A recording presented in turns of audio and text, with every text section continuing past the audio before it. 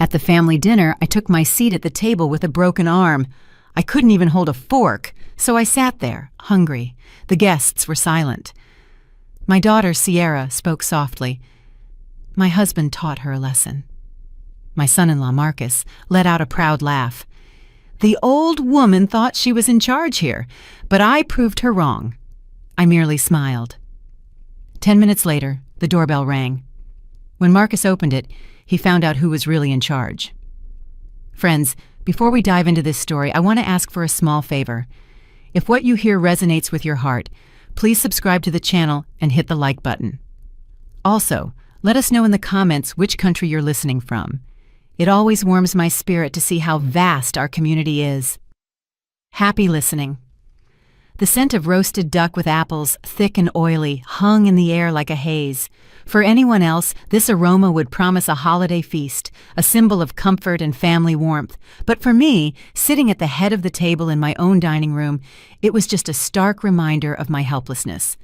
I looked at my plate. Fine, bone-white china, trimmed with gold, part of the set my late husband and I bought in New York City 40 years ago.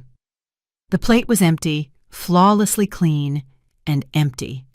To my right, where my dominant hand should have rested, was a heavy, clumsy plaster cast.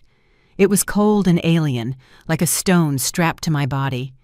The swelling beneath the cast felt compressive. Every beat of my heart sent a dull, throbbing ache through my forearm, climbing up to my shoulder. My distal radius was fractured with displacement. I knew it even before I saw the X-ray. I'd heard the crunch, a dry, sickening sound like a brittle branch snapping, when Marcus shoved me against the doorframe. "Well, folks, don't be shy, dig in!" Marcus's voice, loud and possessive, boomed across the room, drowning out the clinking of silverware. "The duck today is just amazing. Sierra outdid herself." Marcus sat in my husband's place, in the high-backed chair upholstered in dark velvet. He unbuttoned his jacket, the color of wet asphalt. His face was already glistening from the heat and the alcohol he'd consumed. He wielded his knife and fork with a brutal energy, cutting large chunks of meat and shoveling them into his mouth, barely chewing. Grease dribbled down his chin, and he carelessly wiped it with the back of his hand.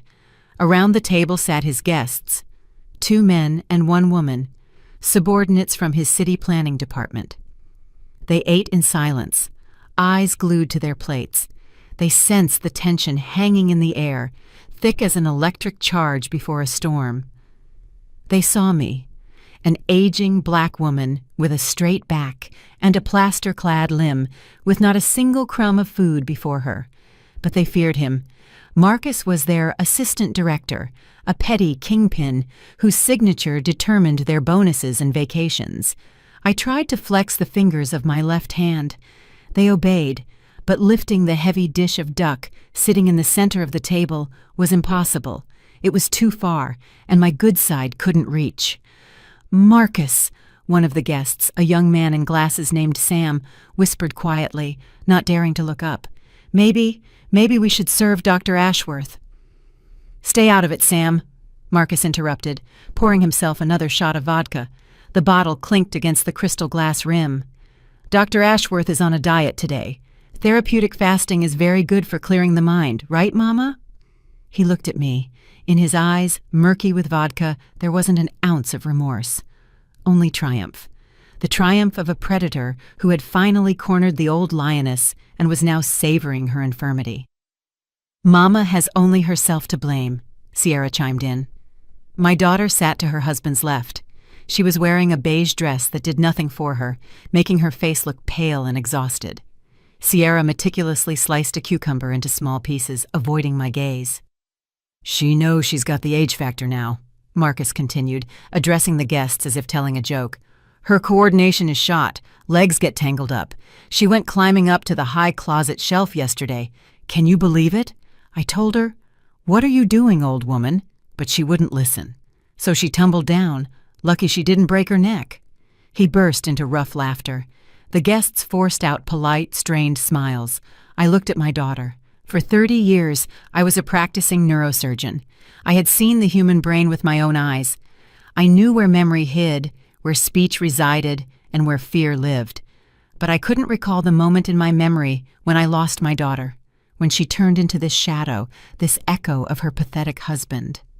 "It was an accident," Sierra said softly, finally raising her eyes to mine. There was fear splashing in them, not for me, for herself, but it was a necessary lesson. "Mama, you need to learn to listen to the head of the house. You're not at work here. You don't command anyone." My stomach cramped with hunger. I hadn't eaten for almost 24 hours, not since the moment Marcus, demanding the deed to the condo, had thrown me in the hallway. The pain in the broken bone pulsed in rhythm with the ticking of the antique German grandfather clock standing in the corner. Tick-tock, tick-tock, it was my father's clock. It always kept perfect time. Marcus raised his shot glass. "To discipline," he declared. "There must be order and hierarchy in the house. The one who pays the bills calls the shots. And the one who lives by charity should sit quietly and not make a scene." He tossed the vodka down his throat, grunted, and stabbed a pickled mushroom with his fork. I felt a coldness rising inside me, deep beneath my ribs, replacing the hurt. It was a familiar feeling, the same icy calm that descended when I walked into the operating room when the anesthesiologist nodded. "Patient ready," and I took the scalpel into my fingers. Emotions are noise. Anger is tremor. I needed steadiness. I didn't cry. Tears are for those who hope for pity. I had no such hope. I knew. I shifted my gaze to the clock face. The hands moved relentlessly forward. 7:59 p.m. A silence hung in the room, broken only by Marcus's chewing. He felt victorious. He thought he had broken me along with my bone. He thought this cast was the symbol of my defeat. I straightened my back as much as the pain would allow and took a deep breath. "Marcus." My voice was quiet but distinct. It cut through the thick dining room air like a surgical instrument. Marcus froze with the fork halfway to his mouth. The guests stopped chewing. Even Sierra stood still. "What do you want?" he grumbled without turning around. "You're sitting in my husband's chair," I stated, looking straight at the back of his head. "And by my calculations, you have exactly 1 minute left to enjoy it." Marcus slowly turned. His face flushed red, his lips twisting into a sneer. "What?" he asked, and a threat crept into his voice. "Are you threatening me, Ashworth? Or what? Gonna hit me with your cast?" He laughed, a coarse barking sound that echoed off the high ceiling. "Oh, I'm so scared," he mocked, addressing the guests. "Look, she's timing me. Go ahead, count it down. 59 seconds. 58. I didn't answer. I just watched the second hand, which, trembling slightly, approached the vertical line. I knew what he didn't. I knew that the mechanisms I had put in motion worked just as precisely as this clock. Marcus didn't know that the silence in this condo was not submission. It was the countdown.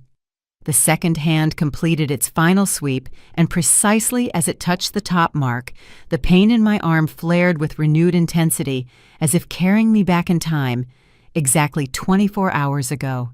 That evening, the air in this condo didn't smell of roast duck. It was saturated with the sour scent of fear and stale liquor. Marcus was pacing the living room, stumbling into corners. He looked like a cornered rat, sweaty with darting eyes and shaking hands. "I need the money, you old witch," he screamed, spitting saliva. "Do you even understand the kind of numbers I'm on the hook for? This isn't a joke. These are serious people." I stood in the doorway of my bedroom, blocking his path. "This is my husband's condo," I replied calmly then, "and as long as I'm alive, it will not be sold to cover your gambling debts." It was a mistake. Not the refusal. No. The mistake was thinking that the person in front of me was still a human being. In that moment, the human in Marcus finally gave way to the animal terror of his creditors. He lunged at me. I saw his dilated pupils, his bloodshot eyes. The blow was sudden and unexpectedly strong for such a soft man. He didn't just push me, he threw me with his full weight like useless trash. I flew backward. My right arm instinctively went up to protect my face from hitting the doorframe. Crunch. I would recognize that sound out of 1,000. The dry, sickening snap of bone breaking. In that same second, the world narrowed to a single point in my forearm. A hot wave of nausea rose in my throat. I slid down the wall onto the hardwood floor, clutching my unnaturally bent wrist to my chest. Sierra stood in the hallway. She saw everything. She saw the wind-up. She saw the impact. She heard the crunch. But she didn't rush to me. She merely pressed her palms to her cheeks and whispered, "Mama, why do you have to provoke him? Just sign the papers." Marcus, breathing heavily, hovered over me. "See?" he hissed. "Your fault. Tripped, you old fool." He lunged for the phone on the side table and violently ripped the cord from the wall. Then he snatched the cell phone from my housecoat pocket. "No calls," he snarled. "You sit here and think. The notary comes tomorrow. If you don't sign nicely, I'm checking you into a psych ward. I'll tell them you're violent. I have my people everywhere, you know that." He slammed the bedroom door and turned the key in the lock. I was left alone in the dark, on the floor with an arm on fire. But Marcus, for all his scheming, was just a small-time bureaucrat. He knew how to steal budgets meant for municipal repairs, but he knew nothing about the people of my generation. And he certainly forgot who I was before I became a useless old woman. I am a surgeon. Panic is a luxury a surgeon cannot afford. Overcoming the pain that made my vision dim, I crawled toward the old linen cabinet. With my left hand, I felt around on the bottom shelf for a worn leather medical bag. My emergency kit. It hadn't held scalpels for years, but it contained things that could save a life in other ways. An ampule of painkiller, a syringe, and an old flip phone that I charged once a month out of habit. I gave myself the injection. With trembling fingers, I put the battery into the phone. The screen lit up with a dim, greenish glow.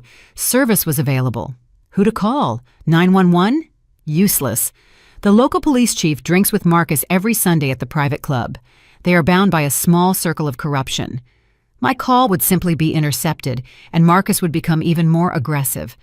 I needed someone who stood above this filth, someone for whom the laws of this district were meaningless. I closed my eyes. Memory helpfully brought up a combination of digits I hadn't dialed in exactly 20 years.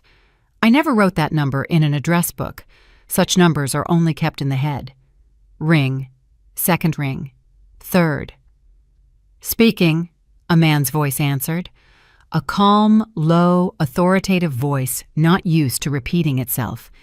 "It's Alice," I said. My voice trembled, not from fear, but from the shock of the pain. "I need help." A silence hung on the line. It lasted only a second, but decades passed within it. "Where are you?" he asked. "No, how are you? No, it's been years." Only instant readiness for action, a soldier's reflex. I gave him the address. "Wait." A sharp ring at the door tore me from my memories, returning me to the stuffy dining room. The grandfather clock chimed 8 times. The sound of the doorbell was unlike a normal chime. It was a long, insistent, demanding signal that rattled the glass in the china cabinet. Marcus flinched, but immediately broke into a smug grin. He wiped his greasy lips with a napkin and unsteadily rose from his chair. "There!" he proclaimed triumphantly, addressing the hushed guests. "And you were worried? Punctuality, the courtesy of kings?" "Yes, Dr. Ashworth." He looked down at me. His eyes glittered with the anticipation of easy profit. "It's the attorney," he explained, winking at the guests. "I called him specifically for 8 o'clock. We'll just process a little paperwork. A formality, you know, family matters, and then we'll continue the feast." Sierra sighed with relief and reached for her glass of wine. "Thank God," she murmured. "Mama, please, just sign. Don't make a scene." I didn't reply. I only gripped the armrest of my chair tighter with my left hand. The effect of the painkiller I had injected yesterday had long worn off, but now the adrenaline muted any sensation. Marcus, swaying and humming something under his breath, headed to the foyer. I heard his heavy steps receding down the hallway. heard the lock click. Come in, dear friend." His voice, full of false geniality, rang out. "We've been waiting for you. I hope the papers are ready. We have a little old woman being difficult, but we—" Marcus's voice cut off mid-sentence, not faded, but snapped, as if someone had blocked his airway. The dining room fell silent. The guests exchanged glances. Sierra froze with the glass at her mouth. I looked at the empty doorway leading into the corridor. I knew what was about to happen. Marcus thought he was opening the door to his accomplice, a pathetic shyster who, for a few $1,000s, would legalize any theft. He was so confident in his impunity, in his small, pathetic power over an old woman who was supposedly losing her mind. But he opened the wrong door. He opened it not to a notary, but to his judgment. Instead of a greeting, a deathly silence hung in the hallway. It was so dense, it seemed as if the air in the condo had been instantly vacuumed out, and then I heard a sound that made my heart beat slightly faster. The heavy, rhythmic thud of combat boots on the hardwood floor. These were not the shuffling steps of an attorney. This was the gate of power. I couldn't see what was happening at the front door, but I heard Marcus's breathing catch, turning into a wheezing hiss. "Governor Sterling." My son-in-law's voice, which had been thundering through the condo a minute ago, now sounded thin and pitiful, like a scolded schoolboy. "Governor Sterling!" Stupefaction reigned at the table. The guests froze with forks in hand. The woman from the department dropped a piece of duck onto the tablecloth, but didn't even notice. The name Marcus had uttered was too grand for our dining room. It was the name of a man whose portraits hung in their offices above their heads. A man who decided the fate of the entire region with a single stroke of his pen. "What an honor!" Marcus babbled in the hallway. I heard him backing away. We weren't prepared. If I had known you would grace us with a visit. It's just a family dinner, Governor Sterling. We're just—" Two figures appeared in the dining room doorway. They weren't guests. They were mountains. Two huge men in black tactical gear without insignia, but with a military bearing that no clothing could conceal. They silently stood on either side of the entrance, scanning the room with cold, indifferent eyes. Marcus rushed into the room, walking backward and bowing to someone invisible in the hallway. His face was the color of spoiled milk. Please, come in, he fussed, bumping into chairs.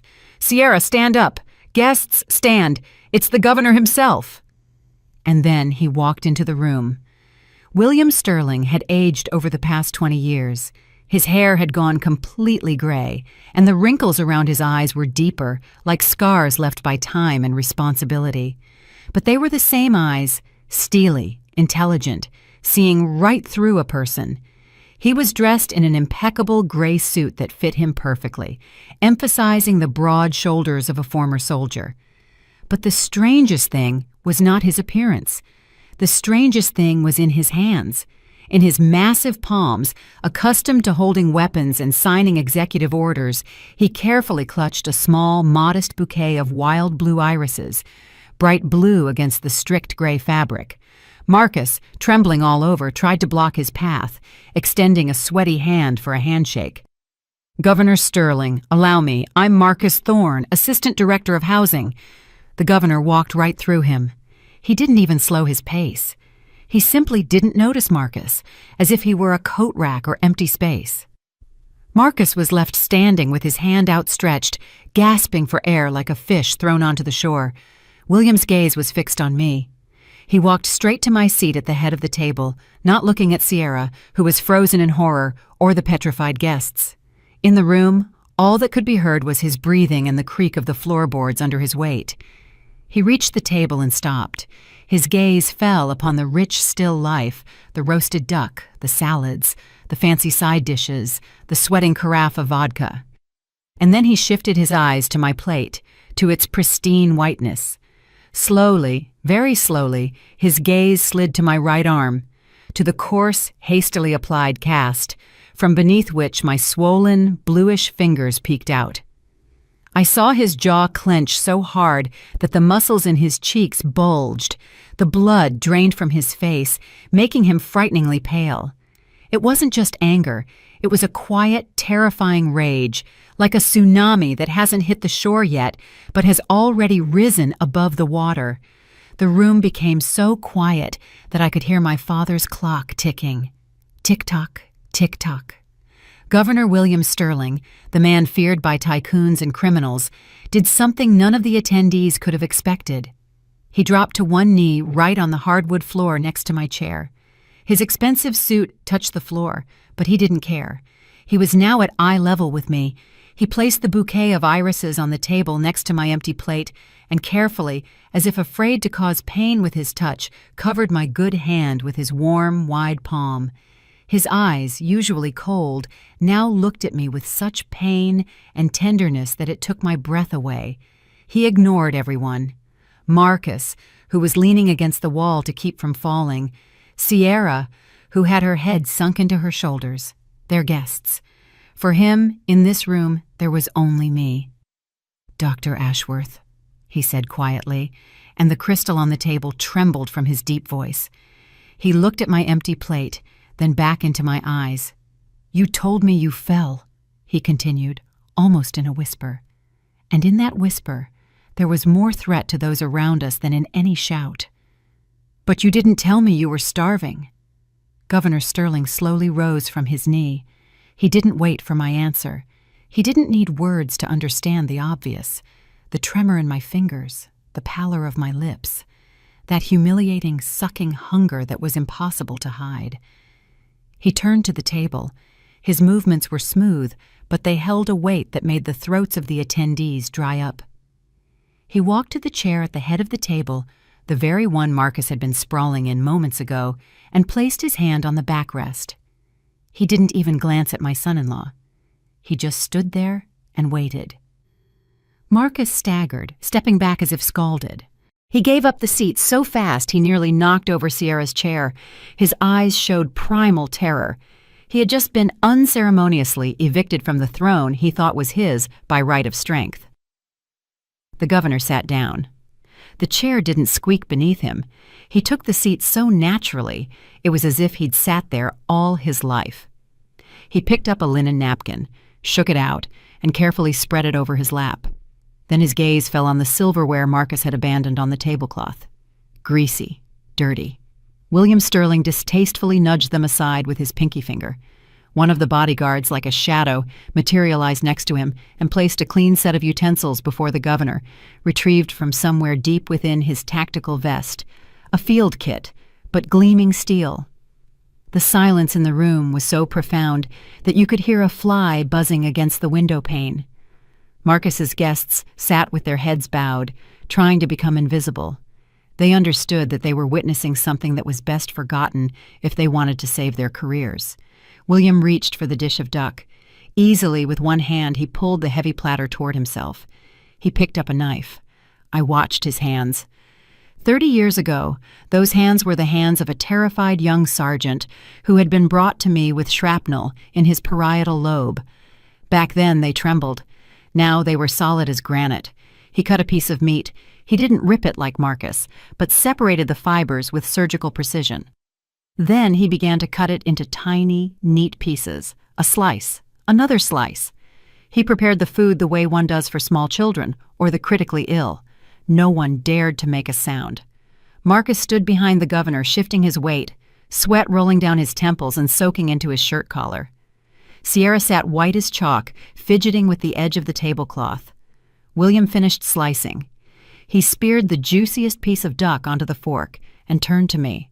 There was no pity in his eyes that could have humiliated me. There was respect. Deep, filial respect. He brought the fork to my lips. "Please, Dr. Ashworth," he said quietly. My cheeks flushed. To be fed by hand in front of people who had been laughing at my helplessness just an hour ago, it could have felt shameful.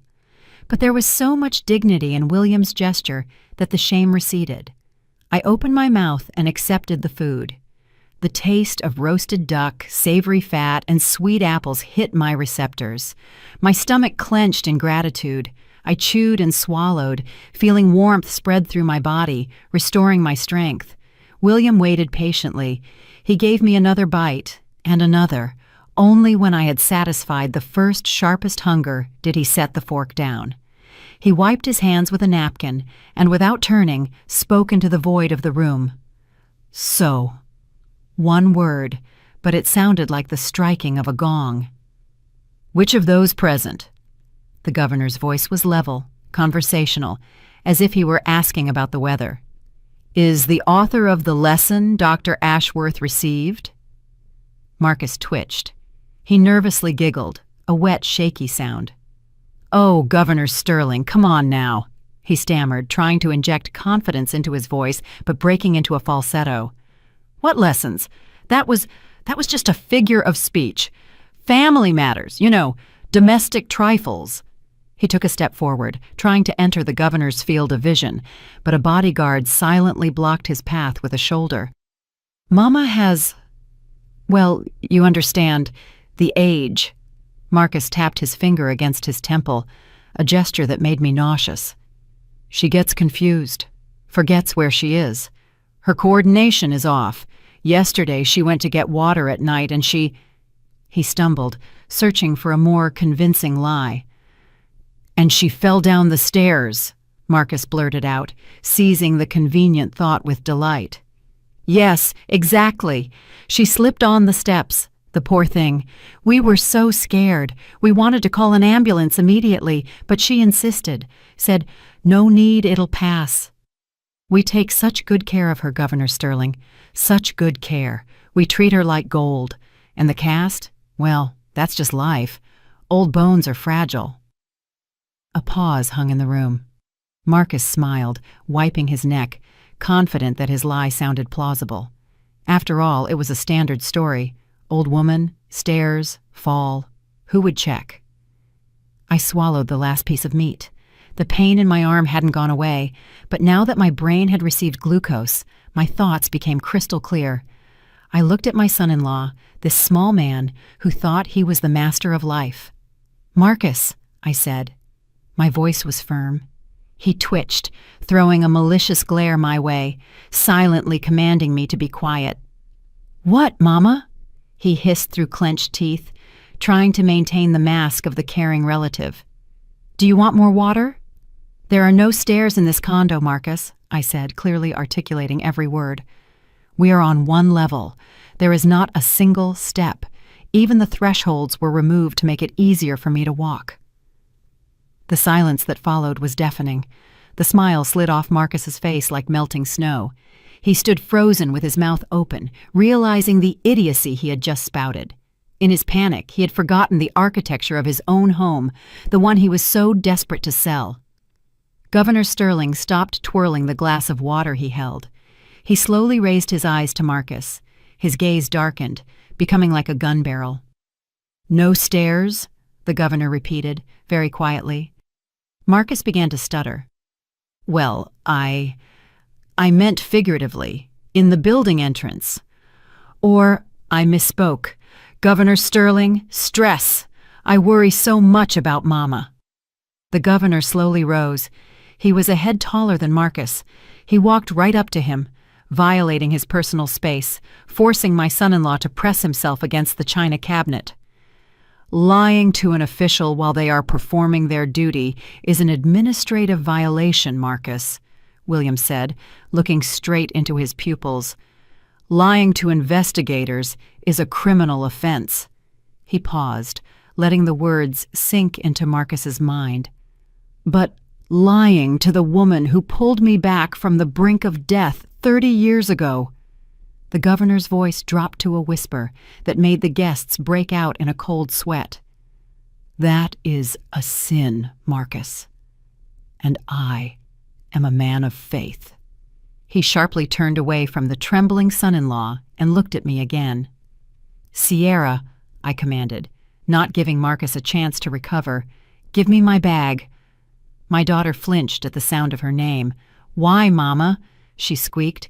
Give me the bag, now. Sierra, stumbling, rushed into the hallway and returned with my old, worn medical bag. I nodded toward it to the governor. Open the inner pocket, Will, I requested, calling him by the name I used in the hospital ward for the first time that evening. There's something in there that will explain the nature of this staircase. William froze. His hand was near the clasp of my bag, but he didn't open it.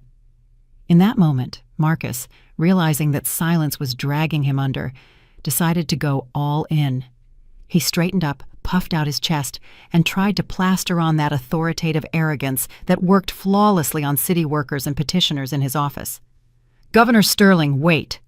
The son-in-law's voice regained a shaky but brazen firmness.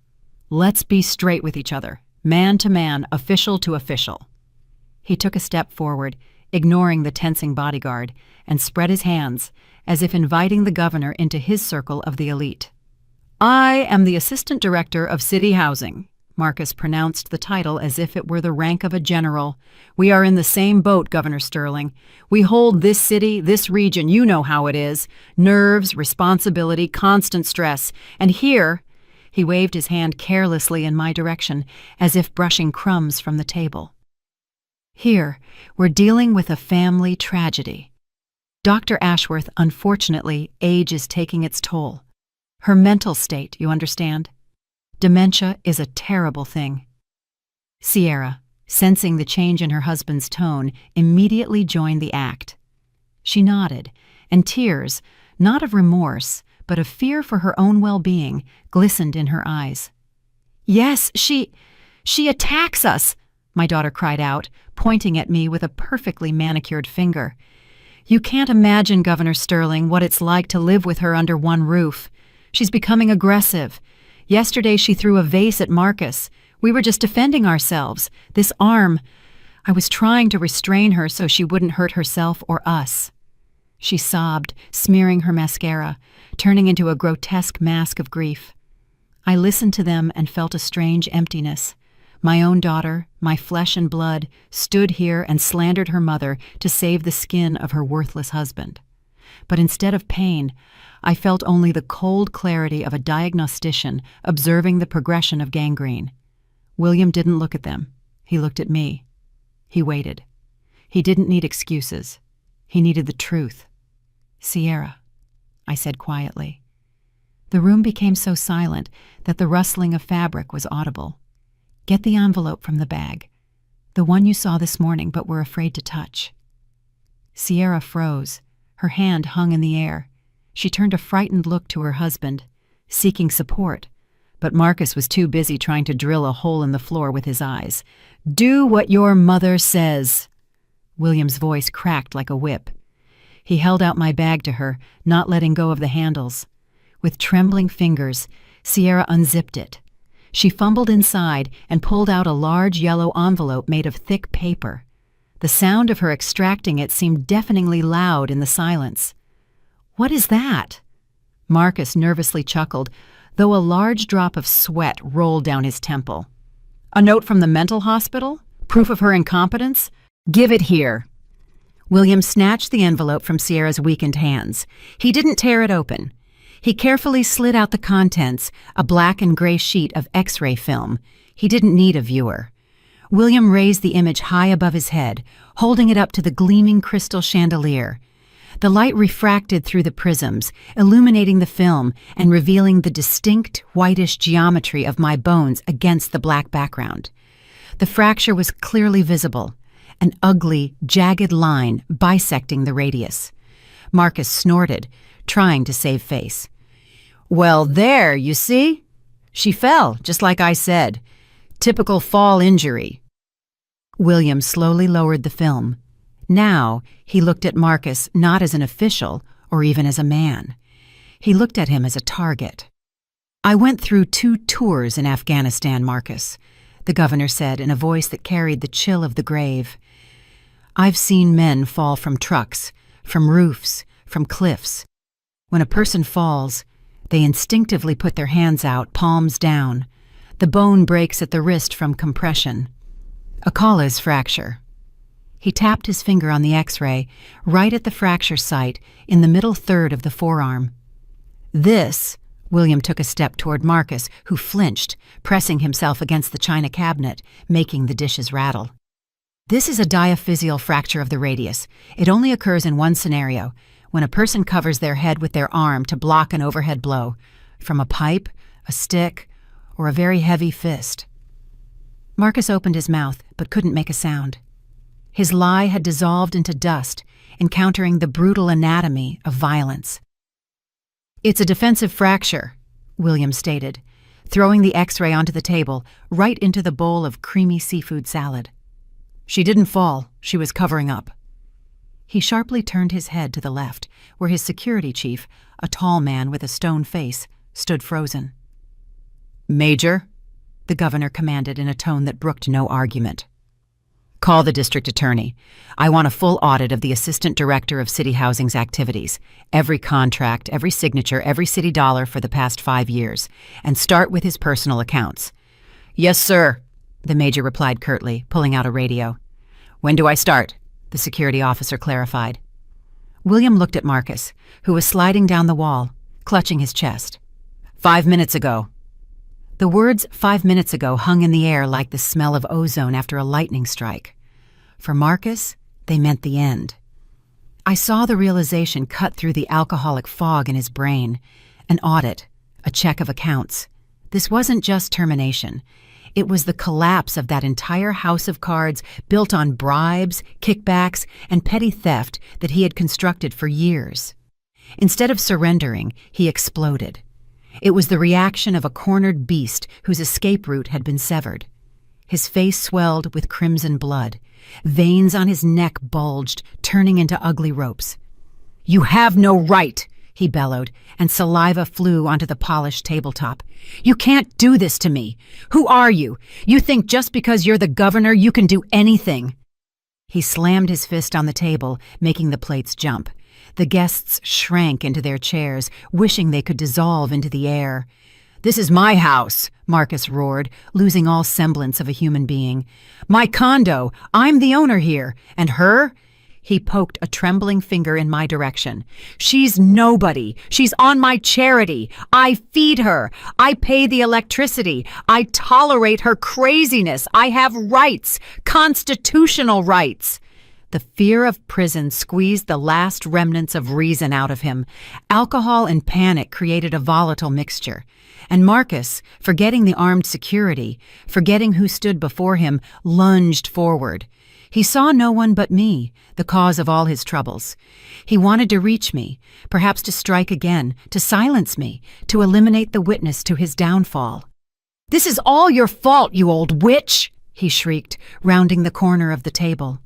Sierra, covering her face with her hands, let out a thin, piercing shriek, like the sound of tires screeching on wet asphalt. The bodyguards tensed. I saw the major's hand slide toward the holster beneath his jacket, a practiced, smooth, lethal motion. But they didn't take a step. They didn't have to. Governor Sterling simply stood up. He made no sudden movements. He didn't raise his voice. He just rose to his full, considerable height, straightening his broad shoulders clad in the gray wool jacket.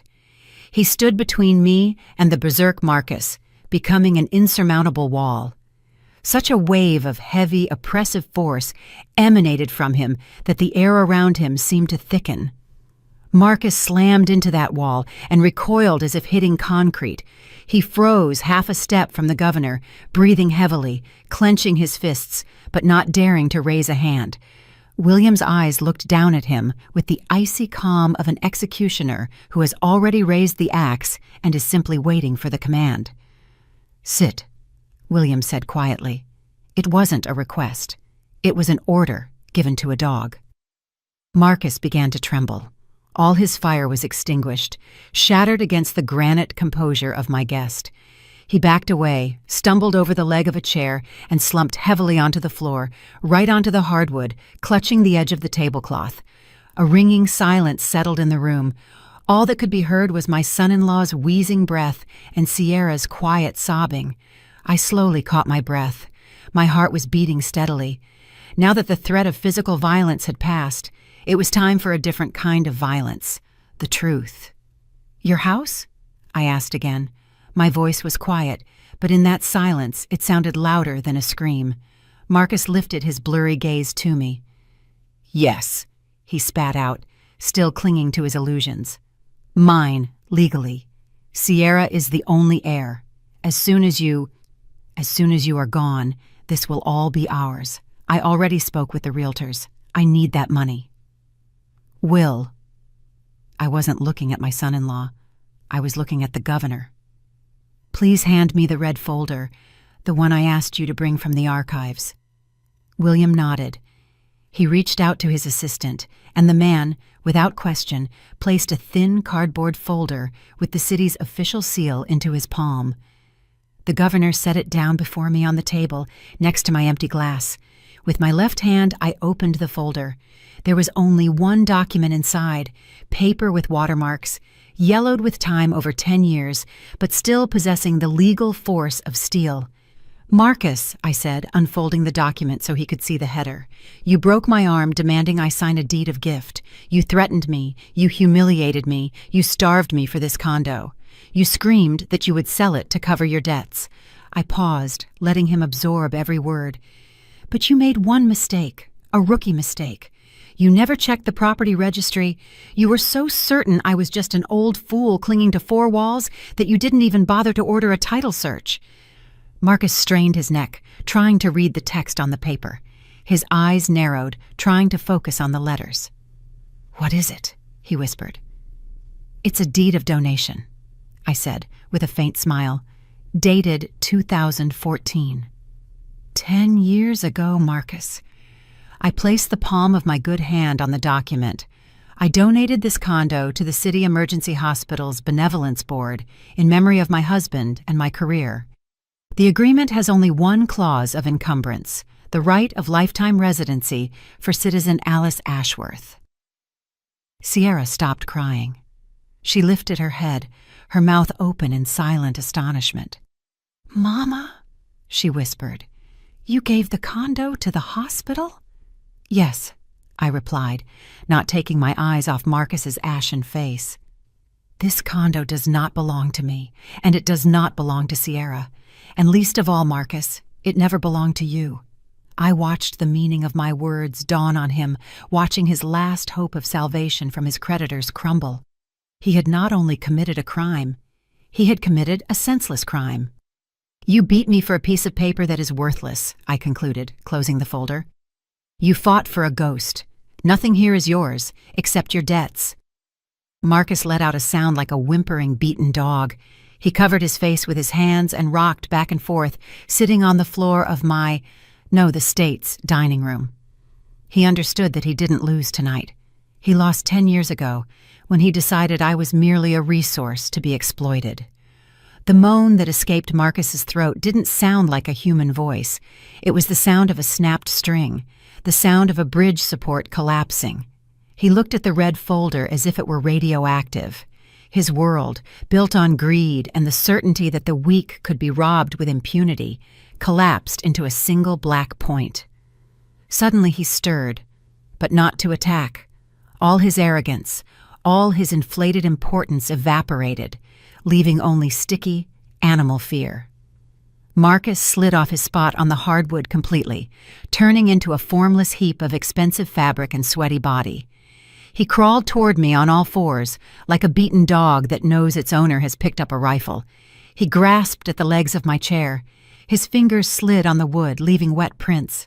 He tried to reach the hem of my dress to kiss it, but I disgustedly pulled my feet away. "Dr. Ashworth, Mama!" he whimpered, and tears mixed with snot streamed down his crimson face. "Forgive me, for God's sake, forgive me. I didn't know. I truly didn't know. It's all the nerves. It's the job. You know what kind of job I have." He raised his eyes to me, full of horror. "They'll kill me, Mama," he whispered, his voice cracking. "Those people I owe. If I don't pay the debt tomorrow, they'll cut me into pieces. I don't have the money. I thought. I hoped. Mama, save me. Ask Governor Sterling. Let him give me an extension. Let him help. I'll work it all off. I'll wash your feet." It was sickening. The man who an hour ago called me an old nag and laughed at my pain was now groveling at my feet, ready to lick my shoes. I looked at the top of his head, his thinning hair matted with sweat, and felt nothing but nausea. The anger was gone. Only disgust remained, as if I had stepped in mud. "It wasn't me!" he suddenly shrieked, trying to find an excuse. "It was all her! It was Sierra!" He pointed a finger back toward his wife without turning. "She kept egging me on. She said, 'The mother's old. She doesn't need the condo. Let's sell it. Let's invest.' She wanted money for a new car. I just wanted peace in the family. Mama, believe me." Something clinked in the room. Sierra had dropped her fork. I shifted my gaze to my daughter. She sat white as a sheet, clutching her hands to her chest. Hearing her husband's words, seeing how this sinking ship was trying to drag her down with it, she transformed. The fear in her eyes was replaced by the fury of a cornered rat. She leaped from her chair, knocking it over with a crash. "What are you saying, you filth?" she screamed, her voice breaking into a high-pitched squeal. "How dare you? You forced me! You—" Sierra rushed toward me, pushing the air aside with her hands like a swimmer. She fell to her knees next to Marcus, pushing him away with her shoulder, trying to occupy the spot closer to me, closer to the source of salvation. "Mama, don't listen to him," she chattered, grabbing my good arm. Her palms were cold and clammy. "He's a monster. He's a tyrant. I was afraid of him.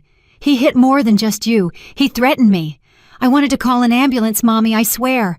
I reached for the phone, but he ripped out the cord. I cried all night. I wanted to help you, but he said he would kill us both."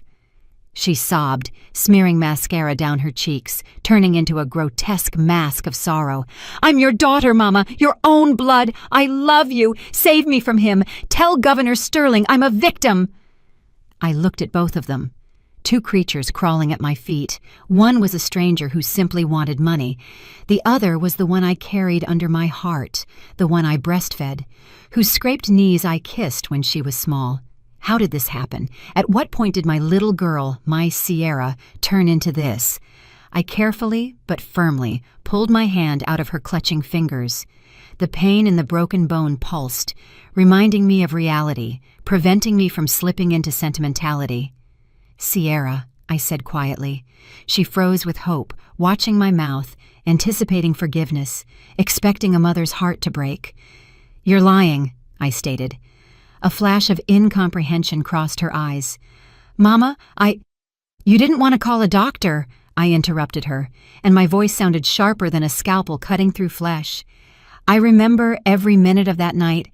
I was lying on the floor in the hallway. I was groaning in pain. Marcus was in the kitchen, drinking water. "And you?" I leaned closer to her, looking directly into her dilated pupils.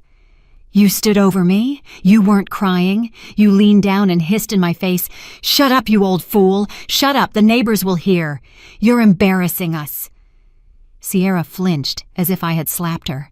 Her mouth opened, but the words caught in her throat. The flush of shame didn't color her face. She became even paler. She understood that I remembered, that I was conscious, that the witness to her betrayal was not God, but me. "You weren't afraid for me," I continued ruthlessly. "You were afraid of a scandal. You were afraid the neighbors would call the police, and that would hurt Marcus's career, and thus your comfort. You chose comfort, Sierra, not your mother." She lowered her head. She had nothing to say.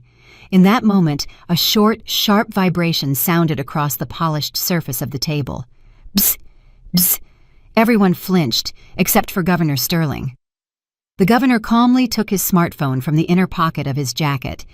The screen glowed with a cool, bluish light, reflected in his impassive eyes. He swiped his finger across the screen, reading a message. The corner of his mouth twitched slightly upward. But it wasn't a smile of joy. It was the smile of a surgeon who has confirmed a fatal diagnosis. "The audit works fast," he said dryly, not lifting his eyes from the screen. "In our time, digital footprints are harder to wash away than blood." He slowly placed the phone on the table and looked at Marcus, who had fallen silent, sensing the approach of the end. "It turns out, Marcus, your debt problems are just the tip of the iceberg." The governor's voice sounded almost bored, but in that boredom was a threat. "My people didn't just check your accounts. They checked the properties under your jurisdiction, including the basement of this very building, a building that is a recognized architectural landmark." Marcus stopped breathing. His eyes bulged out of their sockets. It seemed the mention of the basement frightened him more than the broken arm of his mother-in-law. "Interesting case," William continued, tapping his finger on the table. "According to the documents, it's a storage area for cleaning supplies. But in fact, my guys are down there now. They say there are so many crates of confiscated goods you could open a small illegal market. Counterfeit liquor, untaxed cigarettes, contraband. Marcus." The governor shook his head like a disappointed teacher. "You didn't just beat a veteran of labor.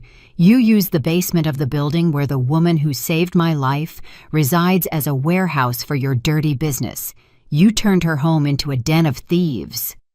William Sterling raised his gaze to his security chief. The major nodded. He didn't need additional instructions. 2 bodyguards stepped forward. They moved synchronously, like parts of a single mechanism. Marcus didn't even have time to shriek. Strong hands in black gloves jerked him up from his knees. He tried to squirm, but he was restrained so professionally and harshly that the crunch of his joints could be heard.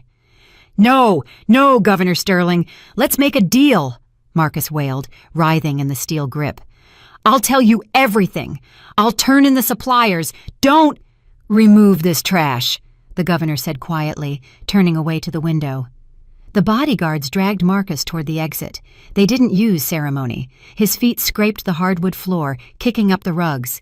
He screamed, begged, and threatened, but his cries were just noise that receded. The door to the hallway was open. The very door he had so proudly thrown open 10 minutes ago, expecting to see his accomplice. Now he was being hauled through it like the criminal he had always been. Only before his suit had concealed it. "Sierra, do something!" came his last cry from the foyer.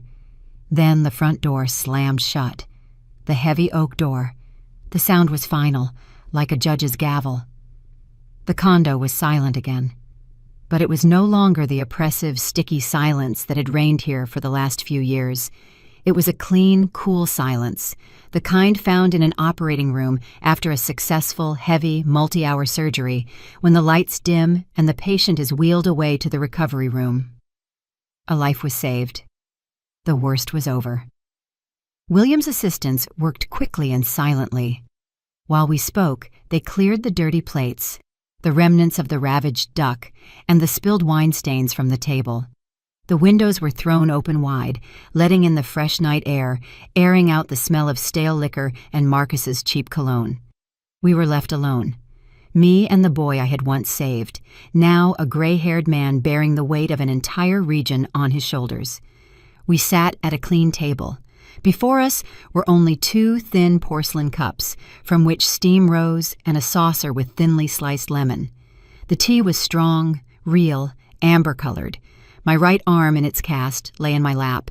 The painkiller was beginning to wear off, and the dull, throbbing ache returned, reminding me of the price I had paid for this evening. But this pain was different. It was the pain of healing, not the pain of destruction. I felt incredibly light, as if a lead apron I had worn for years had been lifted from my shoulders. William took a sip of tea and looked at me over the cup. "Dr. Ashworth?" he asked softly. "Is there anything you need? I can send a nurse. I can arrange a transfer to the best suite in the regional hospital. Money, medication, security, just say the word." I looked at him. In his eyes, I saw a sincere willingness to turn the world upside down for me, but I didn't need the world. I needed to reclaim myself. I looked at the center of the table. There, on a small platter, rested the only untouched item from that barbaric feast, a slice of chocolate layer cake, layered, soaked with frosting. It stood like a small monument. Next to it lay a silver dessert fork. "Only one thing, Will," I said, smiling genuinely for the first time that evening. The governor tensed, ready to fulfill any request. "The fork," I said. He blinked, clearly confused. "The fork?" he repeated, looking around the table. "Should I serve you the silverware? I'll call someone now." "No," I shook my head. "Just slide it closer to me." William, still not understanding, cautiously moved the saucer with the cake and the fork closer to my edge of the table. I looked at my right arm, encased in plaster, useless, immobile. The very one Marcus had laughed at me for, calling me a former colleague unable even to feed herself. Slowly, deliberately, I raised my left hand, my non-dominant hand. My fingers trembled slightly, a sign of age and the stress I'd endured, but I forced them to obey. I picked up the silver fork. It rested in my palm awkwardly, uncomfortably, but firmly. Marcus said I couldn't hold it, I said quietly, looking at the gleam of the silver, that I was helpless, that without him, I would starve to death in front of a full plate. I looked at William. I need to prove him wrong. Even if he can't see it, I need to prove it to myself. I lowered the fork to the cake with my left hand. Clumsily, but resolutely, I broke off a piece, brought it to my mouth. The frosting was sweet. The layers melted on my tongue. It was the most delicious cake of my life, because I was eating it myself, in my home, at my table, without fear. I am not helpless, Will, I said, swallowing the bite and feeling strength return to me. I am a surgeon. I was just waiting for the necessity of the operation to ripen. I set the fork down and looked into the dark window where the lights of the big city burned. Sometimes, for the organism to survive, the diseased part must be amputated, even if it hurts, even if it's part of the family. I was just waiting for the right assistant to cut out the rot. Governor Sterling silently covered my good hand with his palm. We drank tea, and my husband's clock ticked off the time of my new, free life. Tick-tock, tick-tock. My dear listeners, that is the end of Dr. Alice Ashworth's story. A story about how long a strong woman can endure, and how terrifying retribution can be when the cup of patience finally overflows. I know many of you have mixed feelings right now. Some will say, they deserved it, they got what was coming to them. And others might think, was it too cruel? After all, Sierra is her daughter, her own flesh and blood. Is it right to cast out your own child into the unknown, to hand your son-in-law over to the court? This is the eternal question. Where does family obligation end and the right to one's own dignity begin? Does a parent have the right to sever themselves from children if those children turn into parasites who threaten their very life? I, Alice, made my choice. I chose life. How would you have acted in my place? Could you forgive Sierra? Let me know in the comments. Your opinion truly matters to me. And be sure to tell us which city or country you're listening from. The geography of our stories is truly astounding. If this story touched you, if it made your heart beat faster, please support our channel by hitting the like button, subscribing, and clicking the bell to make sure you don't miss new stories. Your support is what inspires us to create. We wish you all the best. At the end of this video, a window will appear in the center of the screen. Click on it to watch our other most gripping stories. Take care of yourselves and your loved ones. Until next time.